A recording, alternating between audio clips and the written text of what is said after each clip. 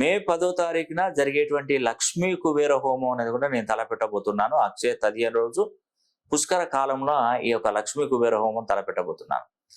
దీనికంటే ముందు నేను అమ్మవారి అనుగ్రహం పొందేస్తాను. అక్కడికి లక్ష్మీదేవి అనుగ్రహం పొందడానికి నేను వైష్ణోదేవి ఆలయం జమ్మూ కాశ్మీర్ వెళ్తాను. అక్కడ అమ్మవారిని వేడుకుంటాను. ఈ మే 10వ తారీఖున జరిగేటువంటి లక్ష్మీ కుబేర హోమము విజయవంతంగా పూర్తయి ఈ హోమంలో పాల్గొన్నటువంటి భక్తులకి ప్రతి ఒక్కరికి అమ్మవారి అనుగ్రహం పొందే విధంగా కలిగే విధంగా అమ్మవారి అనుగ్రహం నేను కోరుతాను. మీరు చేయవలసింది ఒకే ఒక పని, ఇంట్లో 72 గంటల పాటు అఖండ దీపాన్ని కాపాడండి.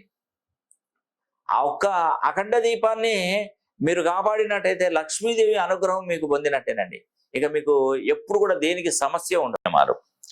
మేము మే 10వ తారీఖున సాయంకాలం లక్ష్మీ కుబేర హోమం మొదలు పెడతాం.